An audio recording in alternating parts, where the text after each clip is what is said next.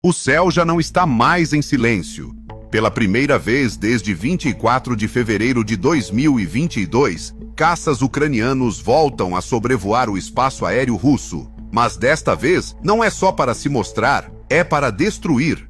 Essa nova ofensiva, que começou em junho de 2025, mudou completamente o ritmo da guerra. Enquanto bombas guiadas GBU-39 caíam sobre o coração de Kursk, os MiG-29 que brilhavam nos céus de Zaporizhia destruíam a espinha dorsal da defesa aérea russa. E isso era só a parte visível. A Ucrânia está reconquistando o céu. Cada bomba não destrói apenas uma instalação, destrói uma tática, uma doutrina, um sistema. Os radares silenciaram, as telas se apagaram, os centros de comando desapareceram. As redes de guerra eletrônica que Moscou acreditava serem invencíveis viraram cinzas em questão de segundos. Kursk, Volodymyrivka, Shiraké, agora são apenas nomes no mapa. A Ucrânia já não desenha seu objetivo pelo formato do terreno, mas sim pelos pontos nervosos. E essa guerra já não é decidida por quem controla o solo, e sim por quem controla o céu. Este é o momento em que 4 bombas GBU-39 reduziram a escombros o centro de comando de guerra eletrônica da Rússia em Kursk.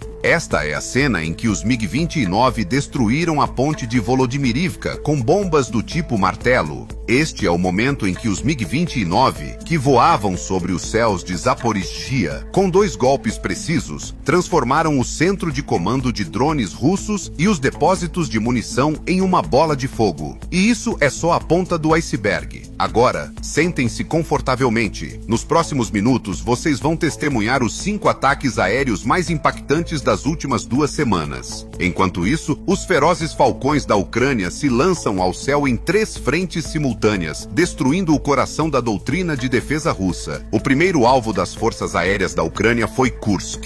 No dia 11 de junho, as forças aéreas da Ucrânia realizaram uma das operações de ataque mais impactantes dos últimos tempos. Na cidade de Kolbak, na região de Kursk, um prédio que abrigava soldados russos, equipamentos militares e maquinário foi reduzido a escombros após o bombardeio dos aviões ucranianos. Depois dos ataques intensos, o prédio ficou completamente destruído. As imagens impressionantes da operação mostravam claramente os destroços do prédio, que era usado como centro de guerra eletrônica, e as enormes nuvens de fumaça. A análise do vídeo revelou que 4 bombas guiadas consecutivas foram lançadas sobre o telhado do prédio. No papel, esse local estava registrado como um depósito agrícola. No entanto, por trás das paredes, estavam armazenados sistemas de interferência de sinal Krasuka 4, painéis de supressão de sinais Borisovlebsk 2 e antenas de interferência contra drones. Todos esses alvos estavam prontos para explodir. Após receber o relatório de inteligência, as forças aéreas escolheram a formação triangular de aviões com bombas como a maneira mais segura de destruir equipamentos tão valiosos em uma única missão. Todas as bombas atingiram os alvos e causaram a destruição total do prédio. As 4 bombas aéreas que atingiram o alvo provavelmente eram munições de pequeno calibre GBU-30 e 9 Bravo. Esses dados indicam que os ucranianos realizaram o ataque integrando as GBU-39 em caças F-16, ou MiG-29 e Su-27 em Kursk. O tamanho leve e compacto das bombas permite que os aviões transportem até 4 dessas munições, no lugar das bombas JDAM padrão de 500 libras. Isso aumenta consideravelmente a densidade de alvos em um único ataque aéreo. As imagens em vídeo das eficazes operações de combate dos aviões de bombardeio ucranianos confirmaram essa informação, já que era possível ver claramente como os blocos de edifícios tremiam e eram destruídos um a um após o ataque aéreo. Além das forças militares russas, nas instalações destruídas também estavam armazenados equipamentos de reconhecimento eletrônico, sistemas de guerra eletrônica e outros equipamentos militares. Esse detalhe dá à operação uma importância ainda maior. O motivo é que as forças aéreas da Ucrânia conseguiram uma vantagem ao romper as capacidades de guerra eletrônica russas em Kursk. Com a destruição da instalação de guerra eletrônica em Kolbak, o exército ucraniano conseguirá reduzir de forma significativa a pressão das tropas russas na direção de Sumy.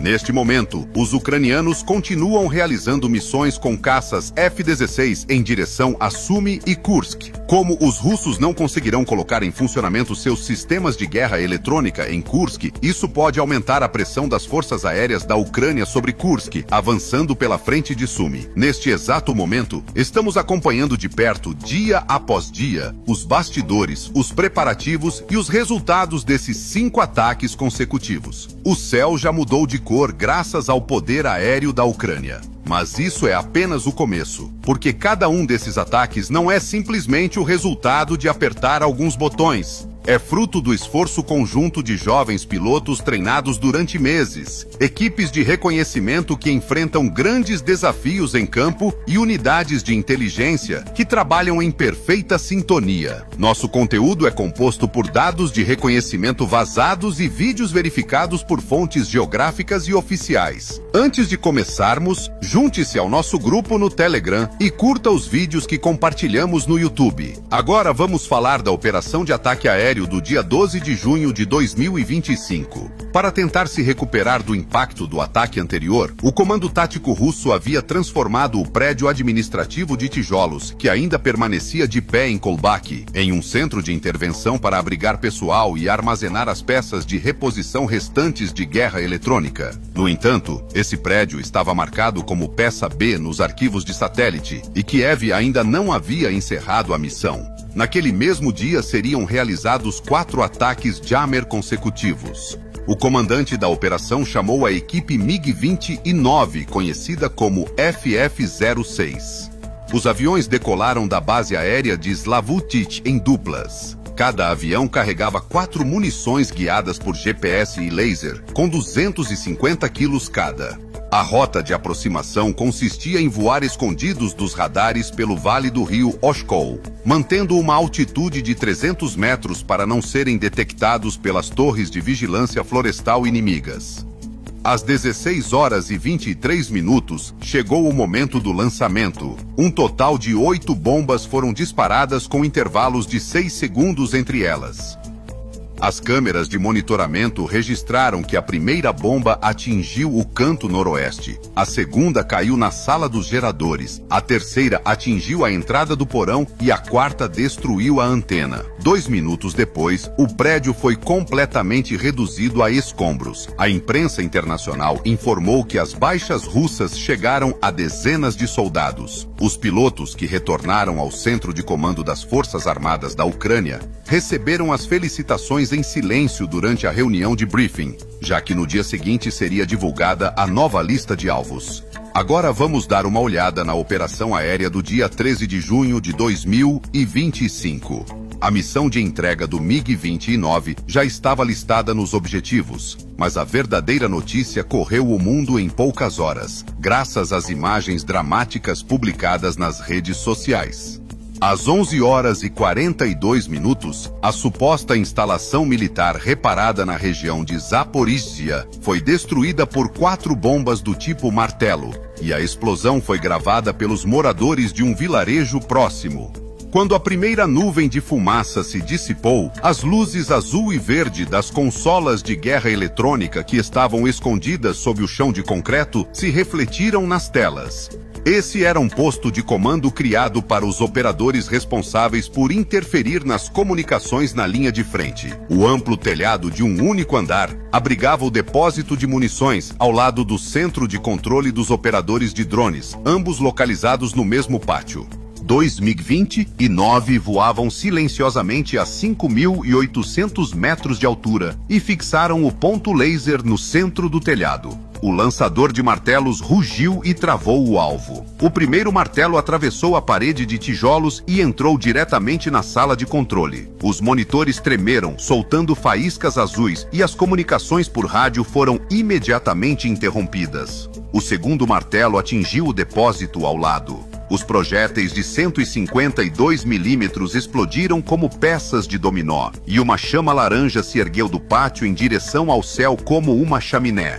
Uma dúzia de funcionários em pânico correram para o pátio, mas o terceiro martelo caiu sobre o container do gerador. A pressão da explosão impediu qualquer tentativa de resgate. O quarto martelo manteve as chamas acesas e ainda adicionou as prateleiras restantes de munição ao ciclo do fogo. Uma chuva de